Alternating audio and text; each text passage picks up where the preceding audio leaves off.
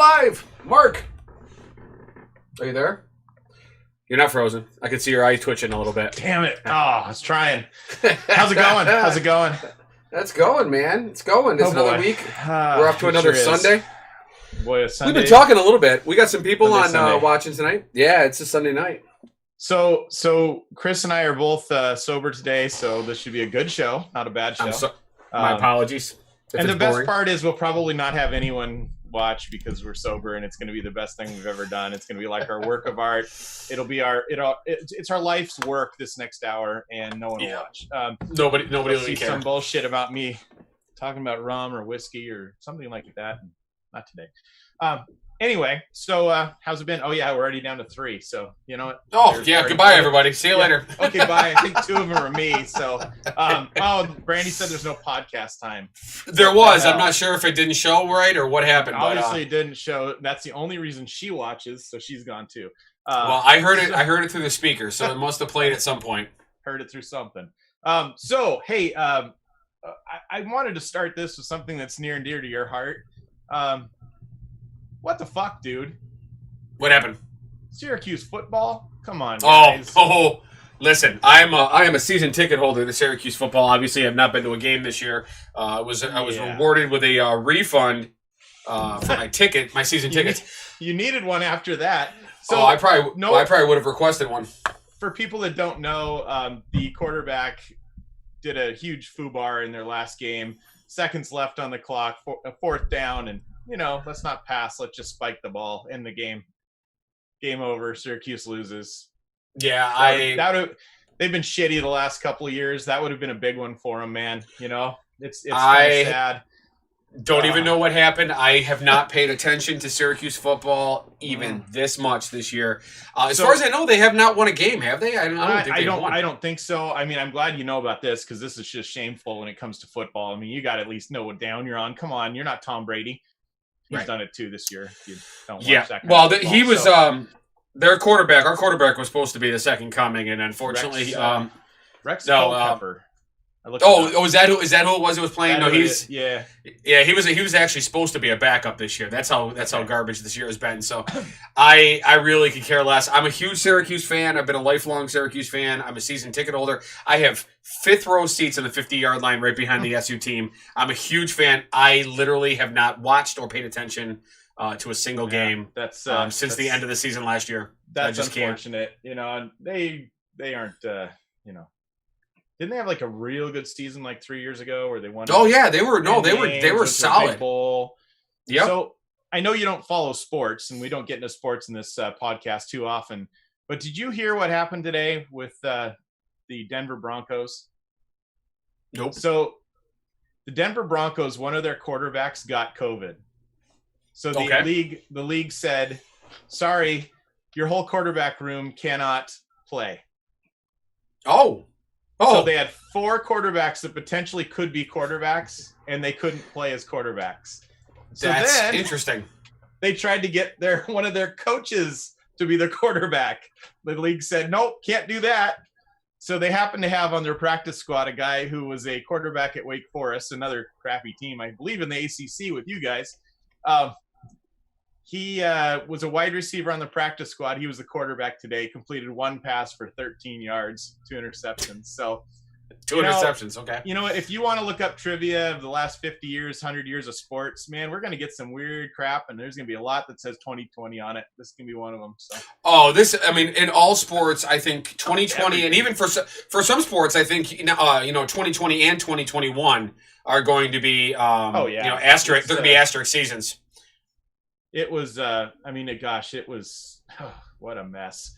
It's going to be tough. I think a lot of the leagues have done a good job with it, but boy, oh boy, I wouldn't want to be the leader of one of those leagues right now.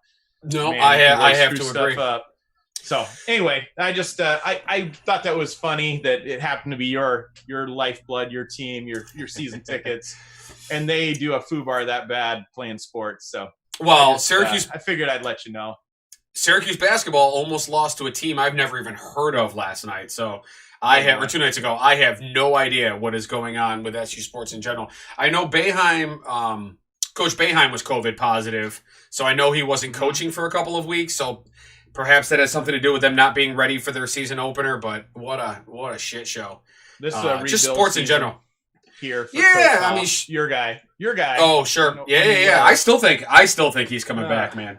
I know everybody loves him out there, but the money he got, and I think he has some animosity about the way it went. I don't think so, man. He was heir apparent for more than a decade and a half. Absolutely, agreed. Yeah, and trust me, he would have had conversations with Boeheim about Boeheim's kid coming to play at SU, and he would have known that. And especially with the amount of money that Washington State is it Washington State, right? Is thrown at him. Washington is thrown at him. Washington State, love you, Angela, but not Washington State. He could just be pocketing the money, building up some experience time as a head coach, and then transferring back over. So I mean, who knows? Maybe not. There's more money, bigger college. The only reason Syracuse is on the map for basketball is Boeheim. If Boeheim wasn't there, where would you guys be? Honestly, let's be honest. Well, but I mean, he is Boeheim, and he has been there, and they are Sports Illustrated's number 12 program of all time. So I mean, it's not like don't disagree. Yeah, they're not a joke for sure. One national championship and 2 very close calls in 1988 and 1996. Carmelo. Yeah, Carmelo won it for us. If he had stuck around for more than one season, probably could have easily won it twice. Got a couple. Yeah, I would think so. Yeah, and we've come remarkably close. Probably 3 more times where we were in the Final Four. But the 2 years, the heartbreaker was 1988, and that was the loss to Indiana, and then in '96 we lost to Kentucky. So, and you know, and memories. Oh yeah. It's like being a Bills fan through the '80s. Four lost Super Bowls in a row. Wasn't that late '80s, early '90s? Yeah. Yeah, that sounds like you too. Before this episode started, you had your dog with you, barking at me or the screen or something. Well, she saw us on the monitor screen.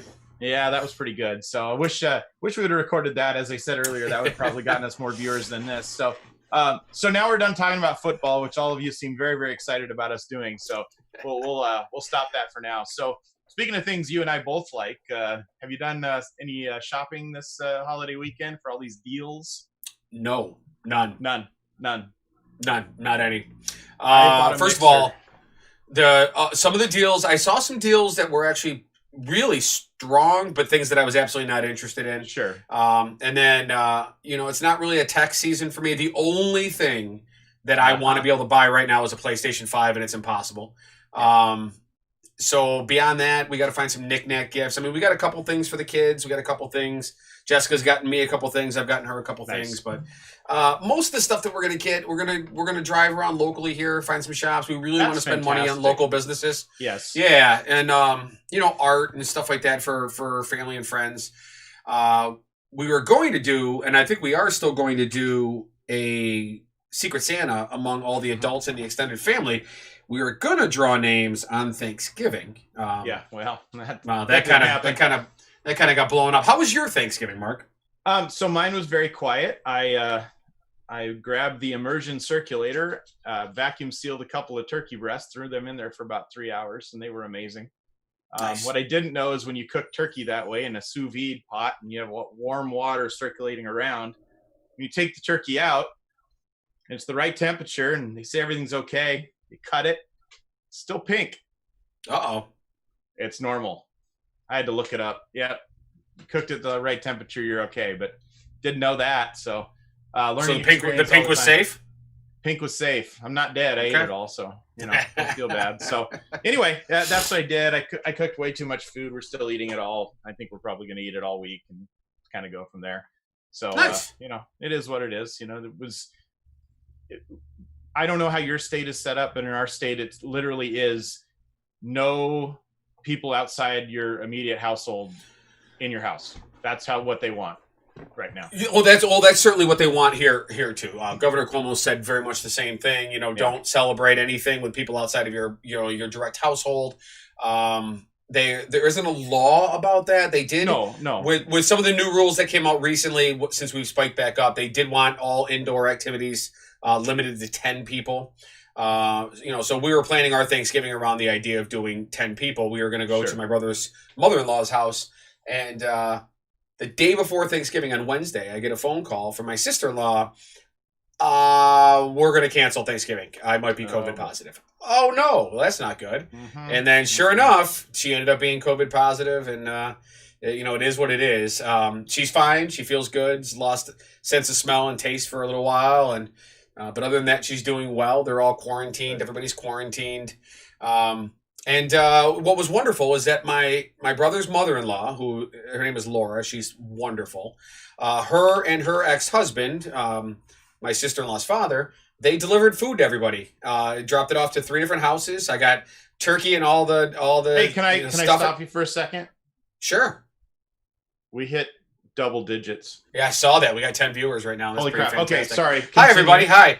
So anyway, yeah. So all the turkey and all the trimmings, stuffing, homemade cranberry sauce that was to die for. A bunch of desserts. And they dropped off a bottle of wine, and I tipped them in wine and Crown Royal, and sent them on their way. Okay. And yeah, it was a great Thanksgiving. I never really had to leave the house.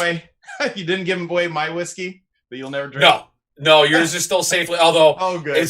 It's funny because when you came to visit, we got what did we get? Grey Goose.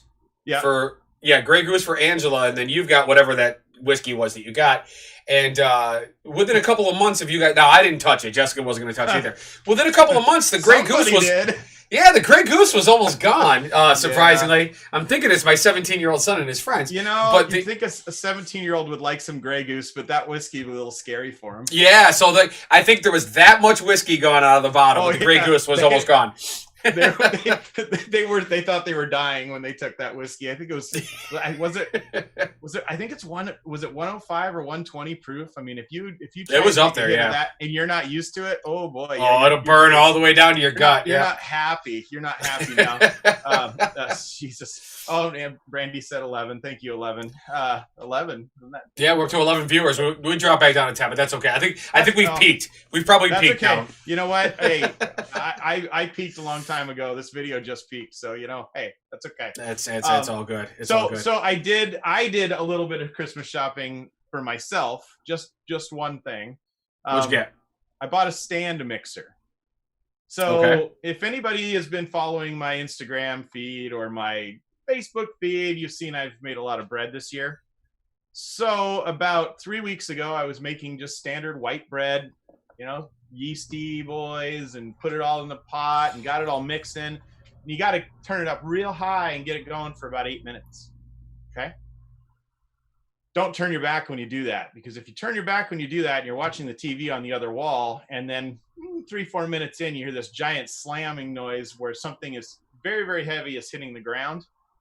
That's the mixer. So the mixer threw itself to its death off the counter. It's still, maybe it's not dead, but it's weakening. Still working. Smells a little bit hot. It actually smells quite different. So Best Buy had the same exact stand mixer from $500 down to $199. So that was the only thing I made sure I got this time. Usually I'm buying lots of movies, all sorts of stuff, but it's okay. There you go. It was a good money-saving weekend for me, which is a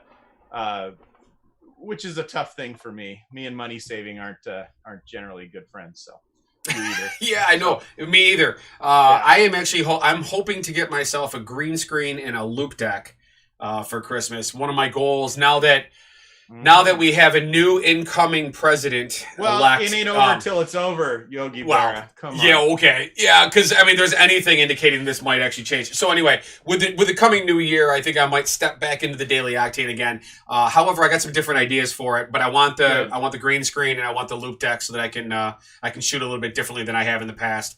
But I'm going to focus on, because I am running for office in 2021, I think it's going to be more of a daily diatribe about being a campaign candidate for town board, and make it about that for a year and lead up right to the election night and be live on election night and see how that all goes. I think it'd be fun. Do you actually have to run for office when you're running for assistant to the traveling secretary? I thought that was appointed. I'm sorry. Oh, really? You don't know the reference? No, I don't think it sounds vaguely familiar. Is that that's not a West Wing reference? No, it's no, it's not. I'm sorry. I still haven't watched all of that. It's I know you suck.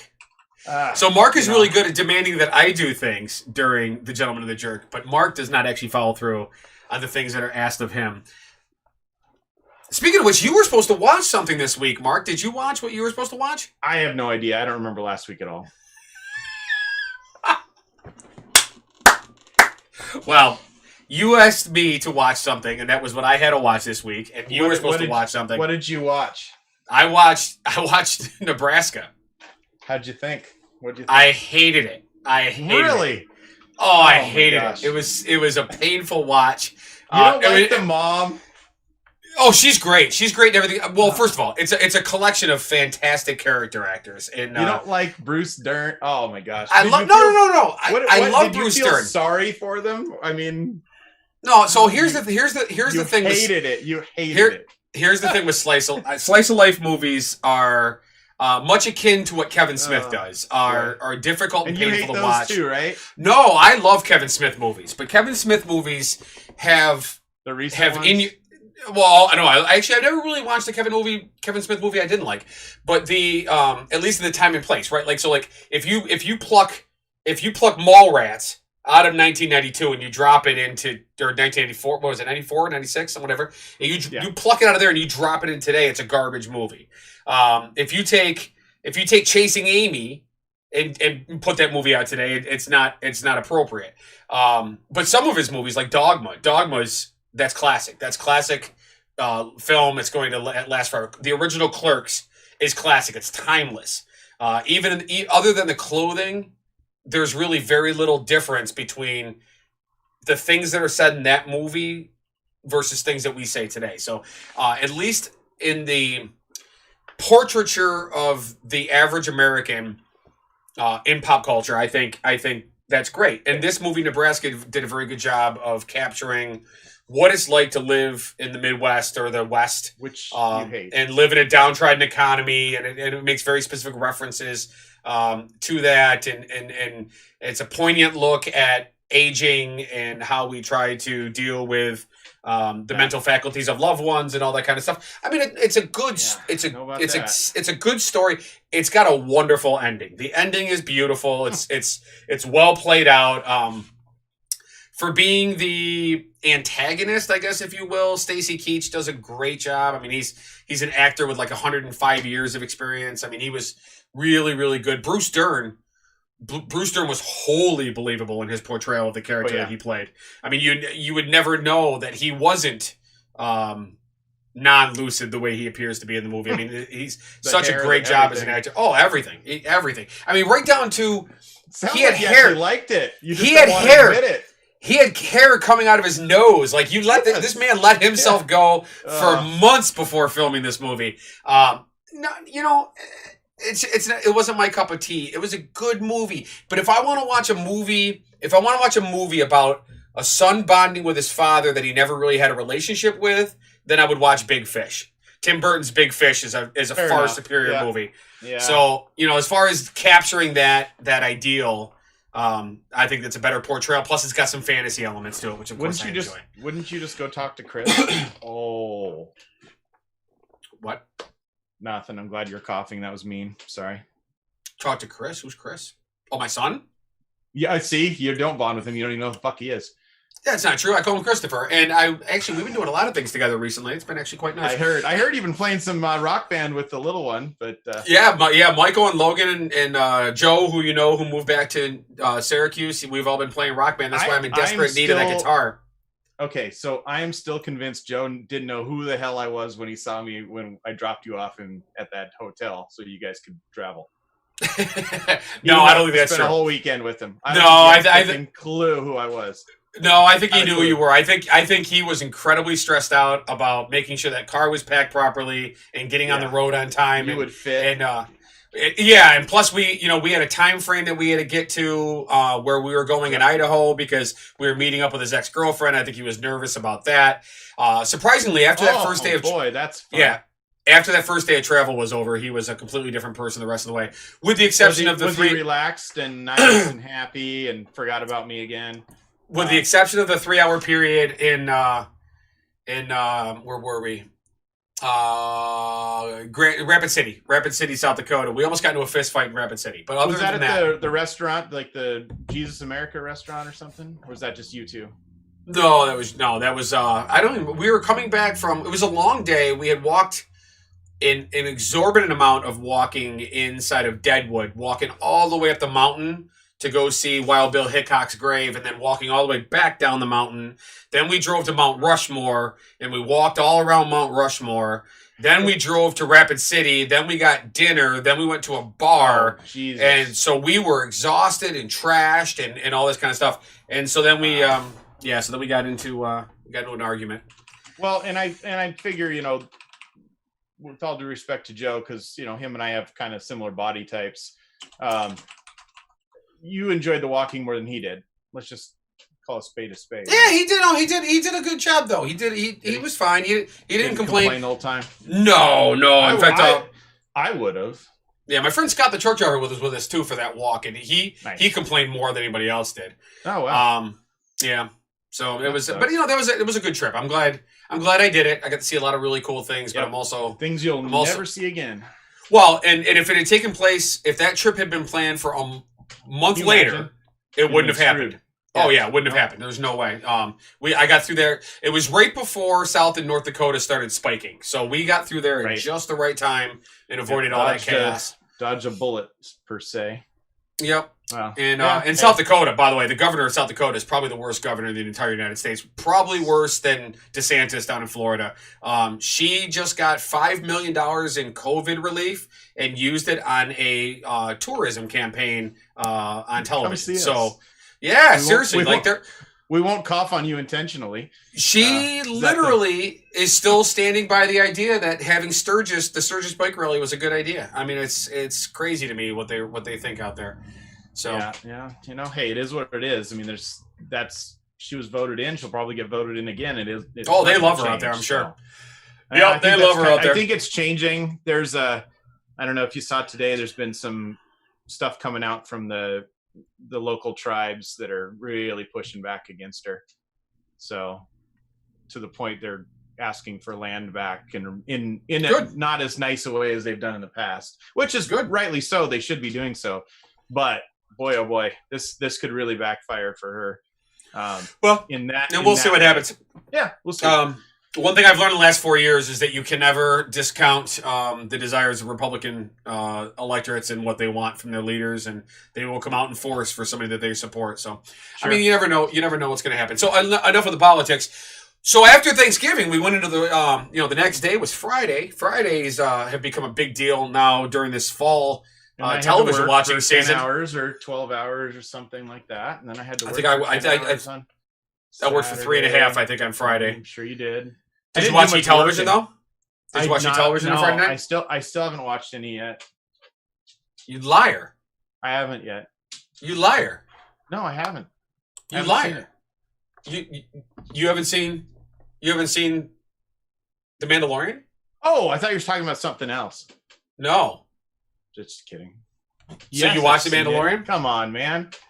So, for those of you that may not know, and if you don't, that's just kind of crazy. The Mandalorian show. Yeah, well, they dropped some pretty big information. So, for a better part of a year and a half now. Hold on. Time out for a second here. Let's time out. All right, go ahead. Here. What you got? If anyone doesn't want to ruin their watching experience, now would probably be the time to shut this podcast off. Oh yeah, bye if you don't want The Mandalorian spoiled. We're going to get pretty deep and dirty into this child kind of thing. Wait, no, what did I just say? Ew, Mark. What are you, a Catholic priest? What the hell? Oh shit. Ew. Oh, so anyway, on Friday, Jesus Christ. On Friday, The Mandalorian premiered what they are calling Chapter 13, otherwise known as Episode 5 of Season 2 of The Mandalorian, the only episode of The Mandalorian in Season 2 that was directed and written by the master of Star Wars, Dave Filoni. And it was an absolute bombshell of an episode. Oh, look at that. Everybody's like, no spoilers. They're all upset at us. Well, Paul, Paul, you might want to step out, buddy. Okay, so can I tell you a little bit about me for a second? I know you want to hear. Enough about Star Wars. Let's talk about you. I couldn't care less about spoilers. I never cared about spoilers. I get too stressed out watching things. I was pretty sure I was going to die watching Avengers Endgame because I didn't, leak it to myself earlier. Every time I watched an episode of Walking Dead, I went on Wikipedia before I watched it just so I knew who was dead. That's just me. We're not talking about mandolins, Paul. That's a different show. That's when I cut my thumb off. Anyway, so you look exceptionally bored right now, Chris. I do apologize for. I was just waiting for you to. I'm letting you. The people can't even see me right now, man. The screen's only on you. Oh, I can see you. I'm staring right at you. I know because you got me in a different camera, though. Yeah, you're breaking the fourth wall. He shaved his head too. It's great. Anyway, we can go back to this mandolin thing. So listen, I'm gonna take over this discussion here. I don't care about spoilers. If you all want to come back and ruin something for me, you go right ahead. I will not be upset with you. All right, so you got to text Paul when you're done. So here's what happens. I don't know how many of you out there in listening land. There's about 9 of you. I don't know how many of you guys are actual deep dive Star Wars fans. If you've watched the Clone Wars in their entirety, or if you watched the TV show Rebels, but Dave Filoni I just started today. Oh my God, you're way behind. Finally, so I know, but I don't like cartoons in that way, especially ones that look like shitty CGI videos from a crappy Star Wars video game from 2012. Not my thing. They're 12 years old. They were 12 years those. Yeah, well, they're great, and it's the best Star Wars, with the exception of the Mandalorian. The Clone Wars TV show is the best Star Wars has been for the entirety of its existence. Yes, as soon as you get past what you are looking at and just focus on dialogue, the intent of the show, everything that's going on. Well, the animation gets better too. So the first season and a half was actually on Cartoon Network. It was not. It was Lucasfilm produced, but George Lucas was not really involved in it. It was simply some writers from Cartoon Network. There you go. So Disney began talks to purchase Star Wars from Lucas after that first season, not because of the Clone Wars, but because of other things. But at that time, Dave Filoni was brought on. Dave had just finished doing the Avatar, the animated Avatar, The Last Airbender. He was an animator and a producer on that show and writer. And so they stole him from the Avatar series and brought him on to rework Clone Wars as part of the Disney purchase. So when they made the move over to Disney XD from Cartoon Network, Dave Filoni was involved. And from that point on, the show completely changed. And the biggest change he did was to introduce the character that you see in episode 5 of season 2, which is Ahsoka Tano. So she is, again, if anybody doesn't want spoilers, jump off now. The actual character is she is a Jedi who becomes Anakin Skywalker's Padawan. So he's her master. And goes through this entire training. I'm not going to tell the whole story, but she goes, she's fighting in the Clone Wars as a Padawan to Anakin Skywalker, who later becomes Darth Vader. But at the time, he's not evil yet.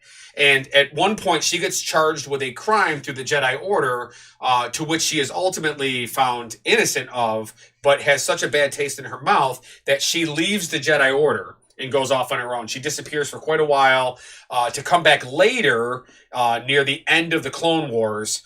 She comes back in. She's still not a Jedi, though. She's gone off on her own.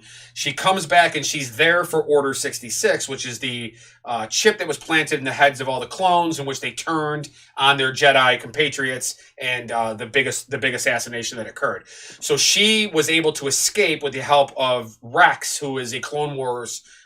He's a clone general, and was able to escape with the help of him. Now, both characters come back later in Rebels. And at that point, when you find her in Rebels several years into the future, she has at this point now a couple of times come up against Inquisitors. She has fought Darth Maul, and she has reformed lightsabers that are now made of white. She's no longer using colored lightsabers because she's not a Jedi. And there's a whole, I don't want to give too much of the story away with what happens in Rebels, because I think that's where the Mandalorian TV show is leading us to, because Rebels ends, without spoiling the show itself, Rebels ends with an important character named Admiral Thrawn.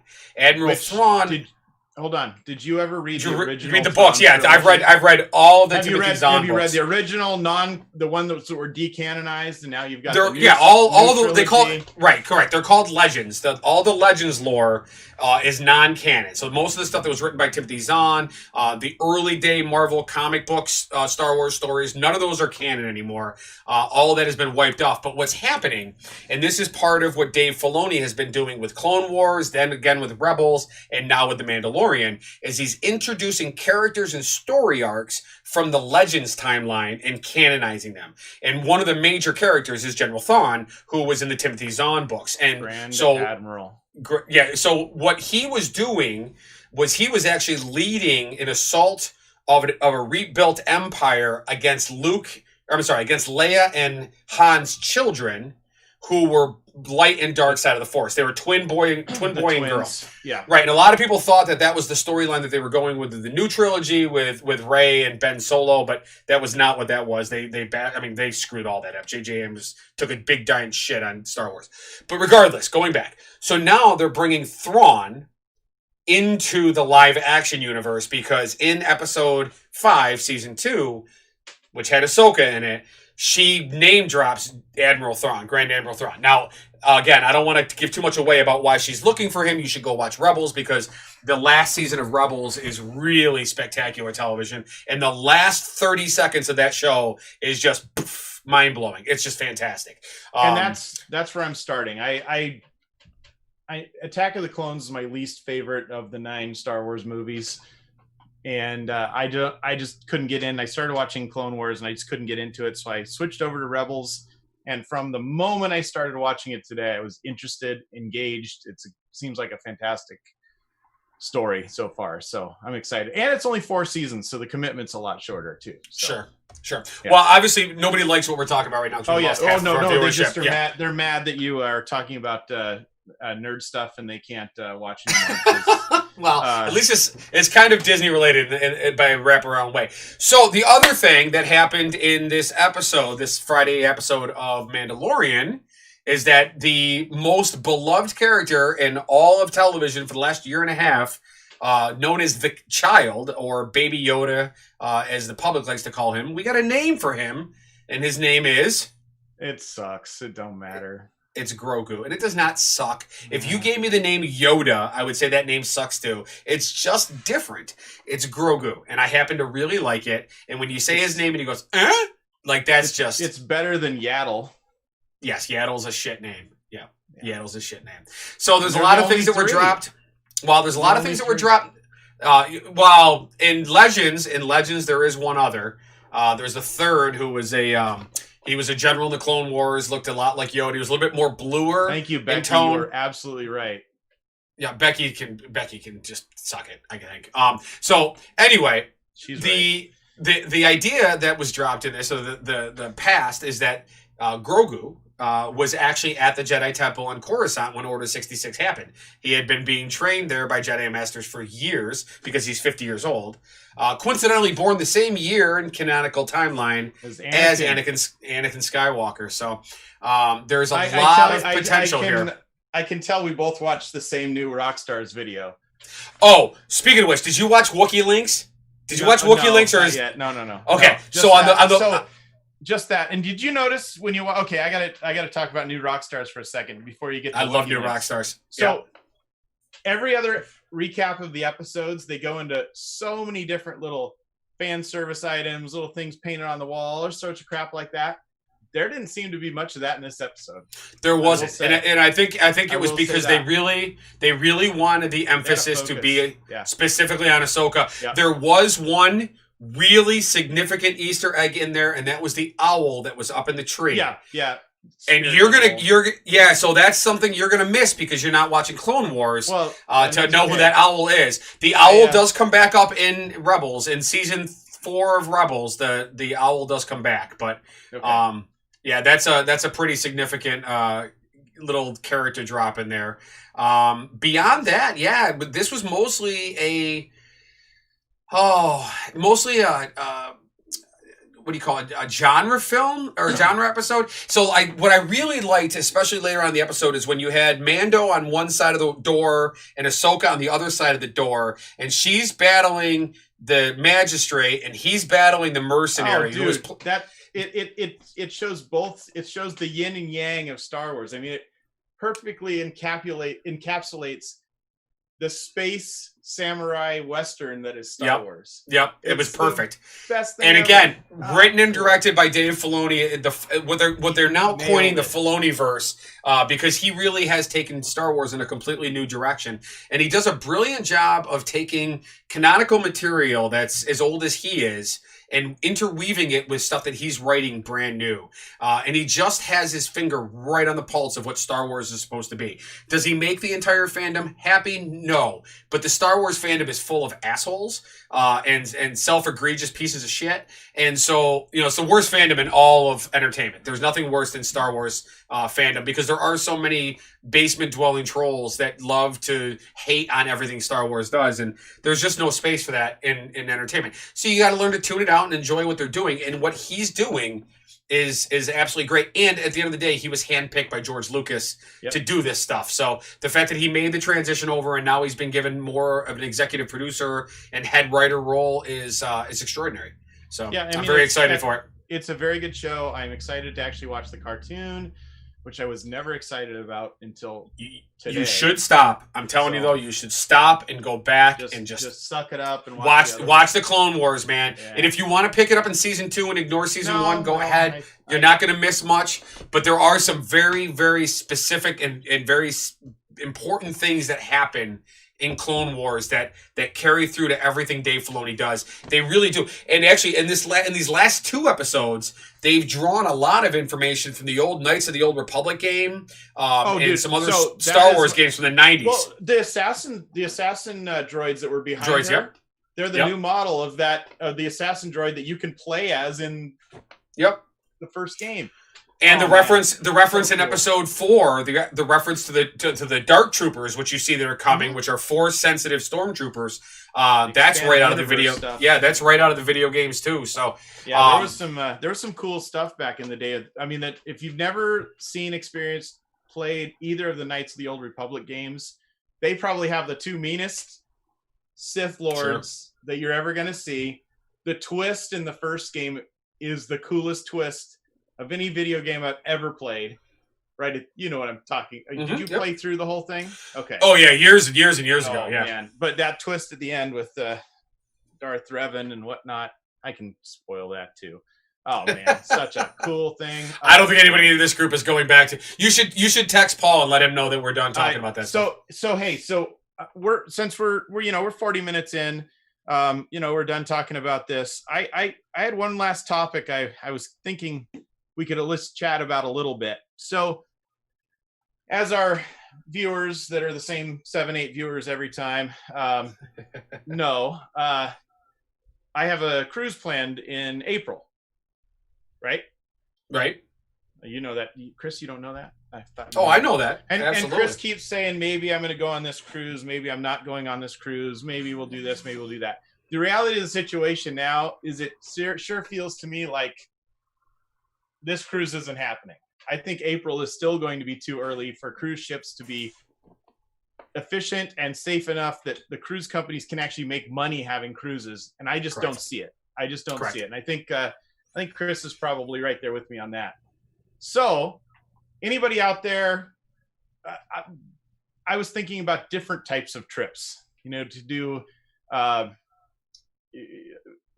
during that time frame. I mean, I got to get out of here. I got to go somewhere. I mean, I could go up to, hang out with Chris in New York, but then I have to quarantine for 2 weeks and, on his hide-a-bed, which is right behind him. I don't think that'll still be the case by April. I think the 2 week, because the CDC and the WHO are both already saying that the 2 week quarantine is excessive. That there's only a small period of time. Yeah. So I don't think because the travel industry, as we get into the spring, the travel industry cannot take another season like this. Yeah. There's going to be a lot of pressure, and especially under a new administration handling things differently. I don't think the 2 week quarantine because you traveled out of the state is still going to be a thing by April. So the other issue, going on is there are countries, and I guess this is an issue. There's countries right now where you can just go and travel. Mexico was the first one that opened up and said, "Hey, America, come visit us again."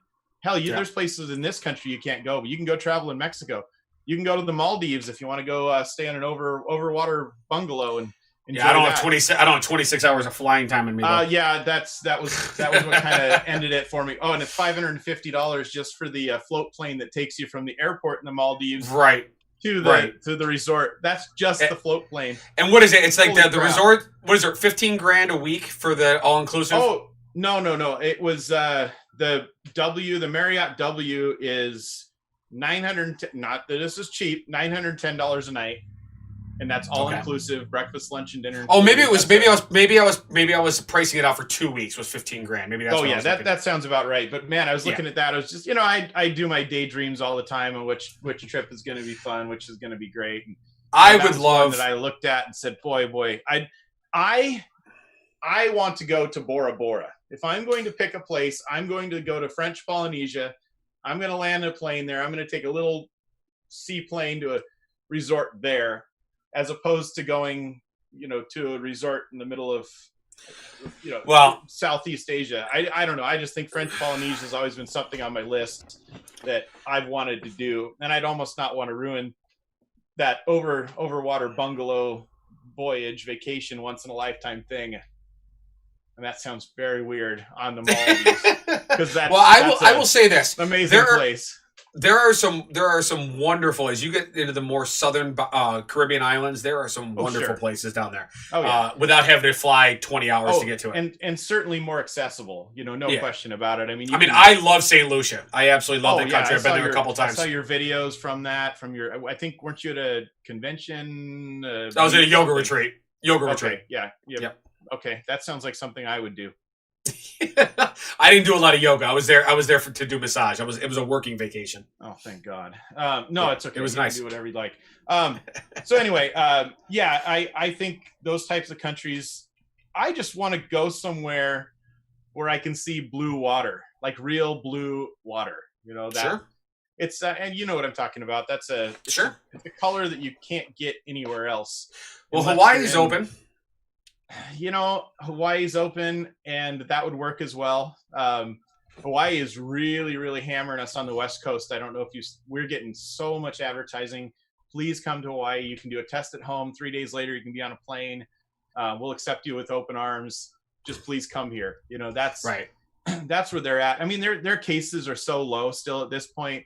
And the thing is, if you're a vacationer going to a resort, you're in a controlled environment already. So, you're safe and you're away from the general population for most of the time you're there anyway. And those things like the Dole Plantation, things like that, those are still, as far as I read, are still closed. So even the things where you would be co-mingling with people from Hawaii, those aren't open anyway. So you're not impacting the people of Hawaii by traveling there. So yeah, good point with that. I mean, that would be another one that would be fantastic. And it would probably be a great time to go because costs are down. It's cheaper. Flights are cheaper. I mean, and we have so many direct flights from Seattle here that, heck, we could probably jump on one 3 days from now if we really wanted to. So sure. And we also have this massive, you sound like you're getting bored with me too. No, just listen to you go.